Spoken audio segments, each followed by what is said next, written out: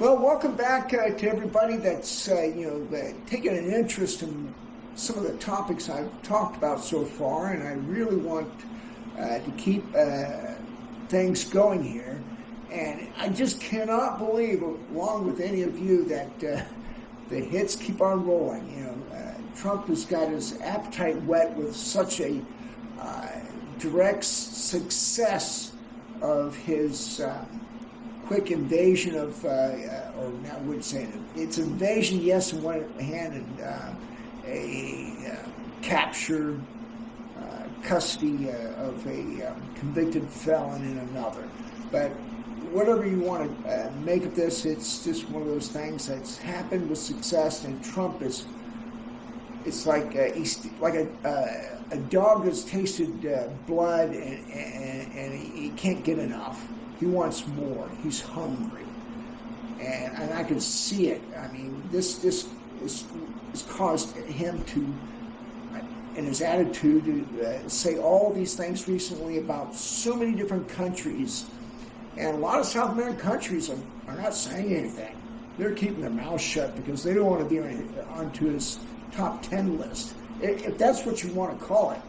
But I think that's really the gist of it, a top 10 list. So with Russia, China not really screaming that loud, they're kind of like whimpering little kitty cats. You can hear the distance, but that's it. You turn up the music and you can't hear nothing. It's just the YMCA being played over and over again until everybody's drunk. But look at the list of things up on there. He's talked about Cuba. The plane interview he had recently with the reporters, he talked about the Cuba was up there, Colombia, Mexico, Greenland, and then Iran. But you got to look at all these countries have internal politics and problems themselves. Cuba on top of the list, they're going to wither up and dry. Without the oil from Venezuela, they're going to be sucking really bad. And you've got Marco Rubio being a Cuban-American. He wants something to happen. You just heard Lindsey Graham on that same press conference on Air Force One say he wants to make Cuba great again.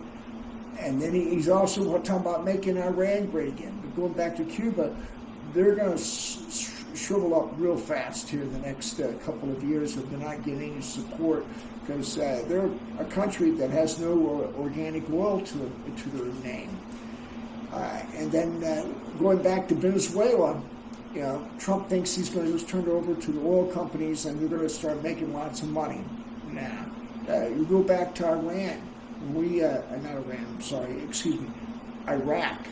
And, 2003, 2004, Bush said the same thing, get the oil companies in there and start, producing oil. That didn't happen for at least, 15 to 20 years before they started doing anything, because the infrastructure had to be built up. Without that being first, there's nothing else.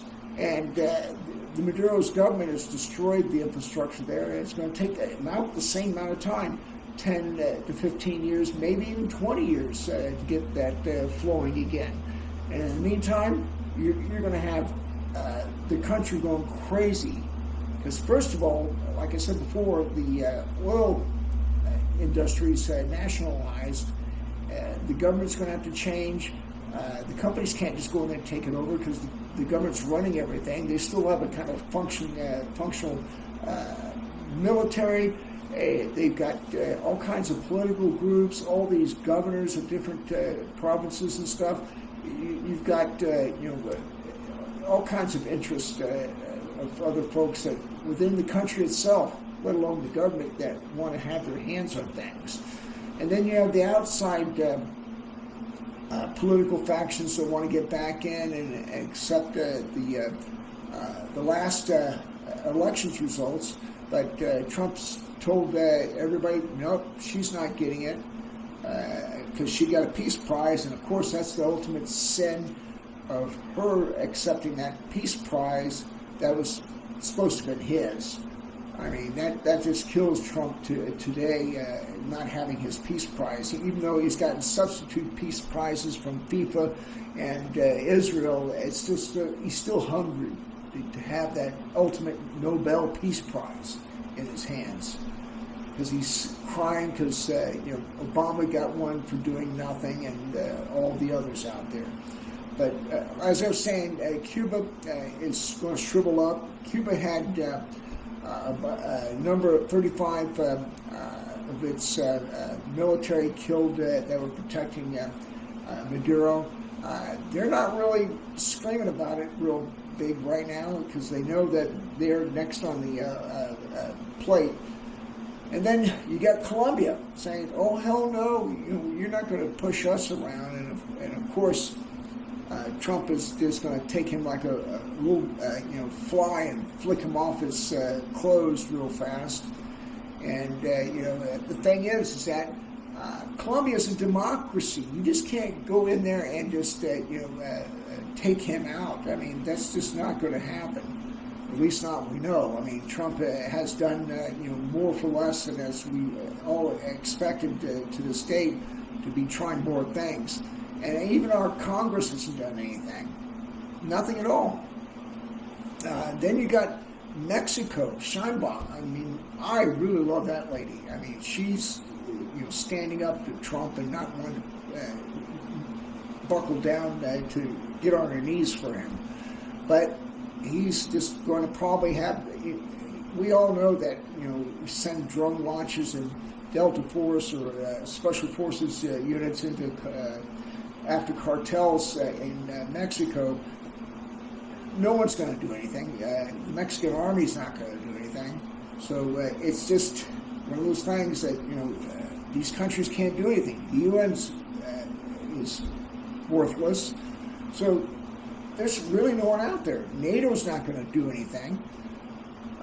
And then, going on to Iran.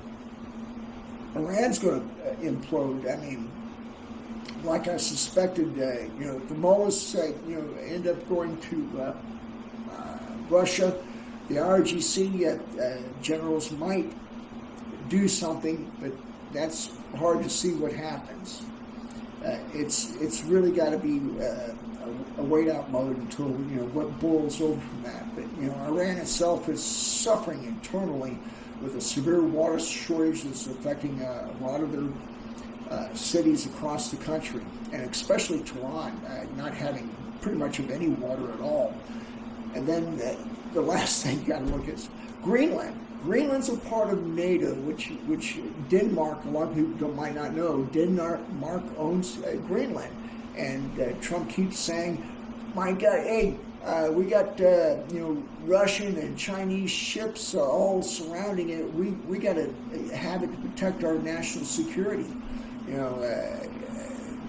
Trump is trying to take what was the Monroe Doctrine, which was we're just going to protect what's in our hemisphere, and they're all calling it the Donroe Doctrine now. So it's really mind-boggling to see how this man is ascended to so much power in his hands. I mean, he's just power-hungry, and is getting deeper and deeper all the time to what he's doing. And Congress, they're sitting back and not doing anything. They're just twiddling their thumbs, And I'm not on the left or right.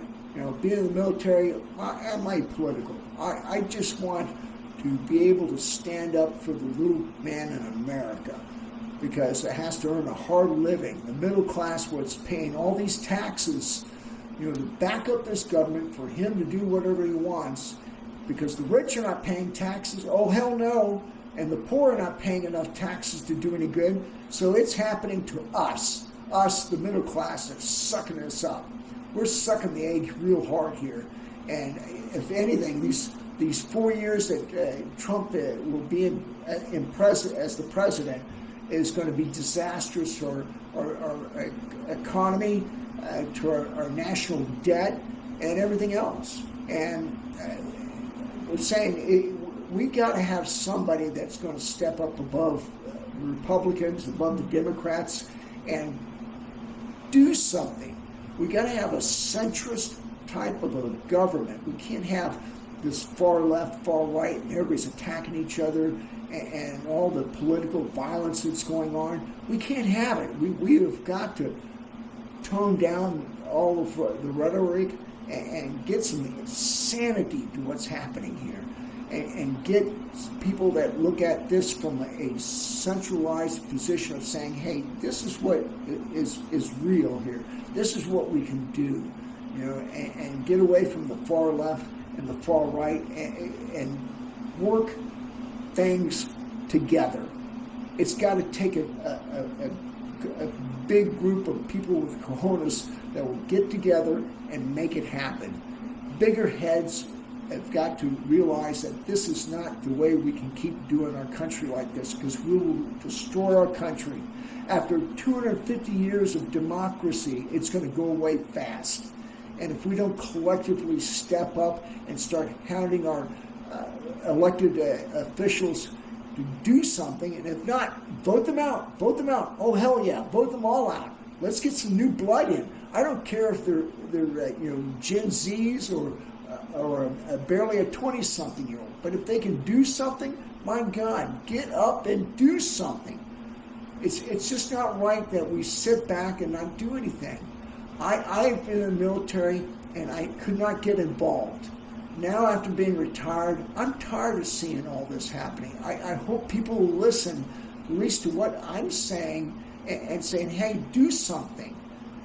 This has got to be more than just sitting around and watching TV and flipping the channels.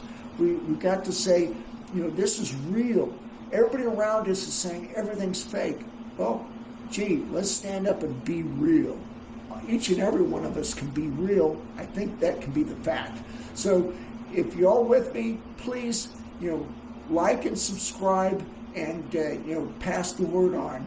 And I'll try everything I can to dig into the news out there and present the information as factually as I can. And it's not my opinion, but let's go on some facts. And let's keep everybody centered up and on a straight path of getting to a better government and a better quality of life for our American people. Because it's not right that the rich have everything and they're taking care of themselves, and we just bend over and take it. It's not the right way to do business. So I appreciate everybody that has come along and listened to what I've presented and say, hey, this isn't enough. Let's all get together and do something. So again, please, whatever you need to do, just try to do better, because that's all we can do, is to be a better human being to our fellow American, instead of having to be divisive and accusing everybody of being too far to the left and too far to the right. It's not about that. It's about doing the right thing at the right time for every American. Thank you.